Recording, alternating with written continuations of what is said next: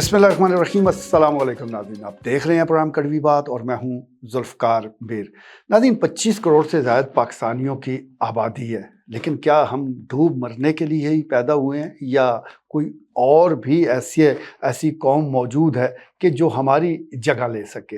मैं ये बात इसलिए कर रहा हूँ कि गुज़श्ता 2 माह में बिलखसूस और माजी में बिलअमूम इतने हादसात हो चुके हैं कश्ती उलटने के, जिसमें बहुत भारी अक्सरियत जो है वो हमेशा पाकिस्तानियों की होती है। वो कभी यूनान के करीब कश्ती उल्टने से दर्जनों जो लोग हैं वो जाँ हो जाते हैं, कभी मोरतानिया से स्पेन जाने की कोशिश में कश्ती उलटती है तो सबसे ज़्यादा पाकिस्तानी उन लहरों की नज़र हो जाते हैं, समंदर बुर्द हो जाते हैं। कितने ये अफसोसनाक वाक़यात हैं जो 2 महीनों में ही पेश आए हैं और सैकड़ों जो पाकिस्तानी हैं इस दार फ़ानी से कूच कर गए। अगर हम माजी का तज़किरा करें तो माजी भी इन वाक़यात से भरा पड़ा है कि बैरून मुल्क जाने की ख्वाहिश लेकर ये लोग अपने घरों से निकलते हैं और फिर कहीं बेबान जंगल में मारे जाते हैं या समुंदर बुर्द हो जाते हैं। समुंदर की लहरें जो हैं इनको निगल जाती हैं और फिर इनकी लाशें भी बड़ी मुश्किल से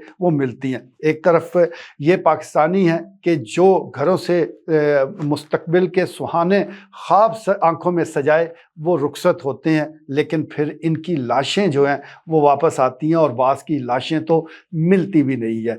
अब क्या सारा कसूर ही इन लोगों का है? सारा कसूर, सारा मुद्दा ही इन अफराद पर डाल दिया जाए कि आपने ऐसा किया क्यों है? ये बड़ा आसान सा काम है और अमूमन हुकूमतें हमारी करती भी ऐसी हैं, लेकिन इसकी सबसे बड़ी ज़िम्मेदारी जो है वो हुक्मरानों पर है। वो चाहे आज के हुक्मरान हैं, चाहे माजी में कोई हादसा पेश आया है तो उस वक्त के जो हुक्मरान हैं वो इसका जवाब देने के पाबंद हैं। इस आज की अदालत में ना सही, जब बड़ी अदालत लगेगी तो उनसे ज़रूर पूछा जाएगा कि आप हुक्मरान थे और आपकी रियाया इतनी तंग क्यों हो गई कि अपने घर से निकलकर डूब मरने को तैयार होगी, लेकिन उन्होंने अपनी जान की भी परवाह ना की और वो कहीं और जाना चाहते थे। अगर क्या ही अच्छा हो कि पाकिस्तान के हालात इतने बेहतर हों कि कोई इतना तंग ही ना पड़े।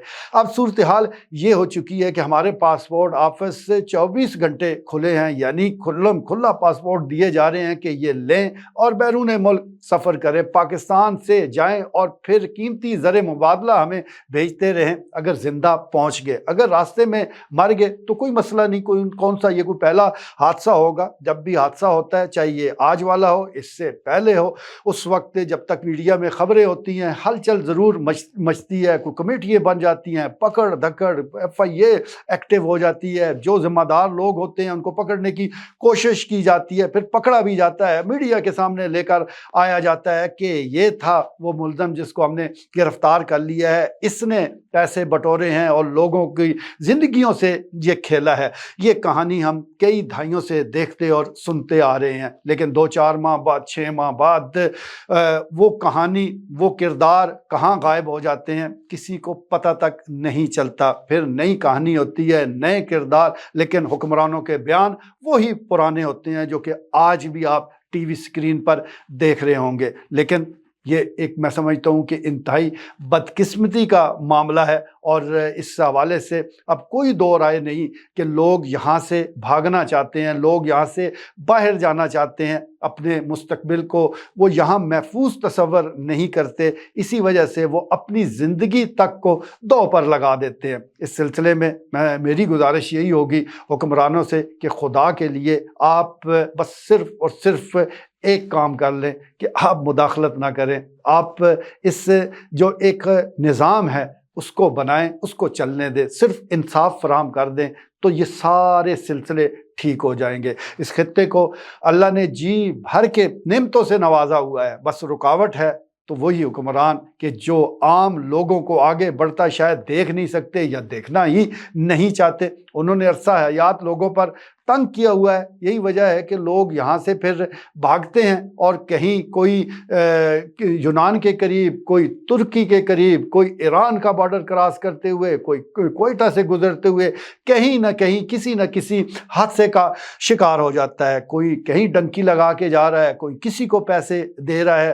لاکھوں روپے خرچ کر کے یہ لوگ کیوں باہر جانا چاہتے ہیں؟ اس وجہ سے کہ یہاں پر حالات موزوں نہیں ہیں۔ اب حالات موزوں حکمرانوں نے کرنے ہیں۔ اس وقت صورتحال یہ ہو چکی ہے کہ یہ جو نوسرباز ہیں، لٹیرے ہیں، یہ نہ صرف لوگوں کے مال کے ساتھ کھیل رہے ہیں بلکہ جانوں کے ساتھ بھی یہ کھیل رہے ہیں۔ چکوالی کو لے لیجئے، کئی ایسے واقعات یہاں ہو چکے ہیں، بلکہ یہاں پر تو ایسے واقعات بھی ہوئے ہیں جس میں لوگوں کو باہر لے جانے کا جھانسا دیا گیا، پھر ان کو اغوا کر لیا گیا اور پھر باقاعدہ تاوان وصول کیا گیا۔ اسی طرح کئی گروپ ایسے بنائے گئے جن کو یہاں سے پہلے پیسے وصول کر لیے گئے، پھر ایک شخص قیادت کرتے ہوئے ان کو باہر لے گیا، کہیں تھائی لینڈ یا کسی اور ملک میں ان کو سٹے دیا، اور وہاں سے پھر وہ اچانک خود غائب ہو گیا۔ یعنی اس نے اپنا ویزا لگوایا اور کہیں یورپ اور یا کسی اور ملک میں وہ نکل گیا، اور وہ پیچھے جو لوگ اس کے ساتھ تھے وہ اس کے انتظار کرتے رہ گئے۔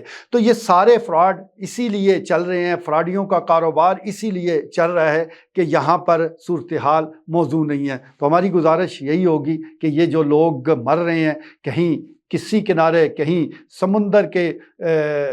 سمندر میں غرق ہو رہے ہیں، کہیں کسی سرحد کو پار کرتے ہوئے وہ جاں باک ہو رہے ہیں، اس کا خون کس کی گردن پر ہے؟ اگر آپ اسلامی تعلیمات سے آگاہ نہیں ہیں تو ضرور پڑھ لیجئے کہ یہ جو خون ناحق ہے اس کا ذمہ دار کون ہے۔ آج کے لیے اتنا ہی، اجازت دیجیے، اللہ نگہبان۔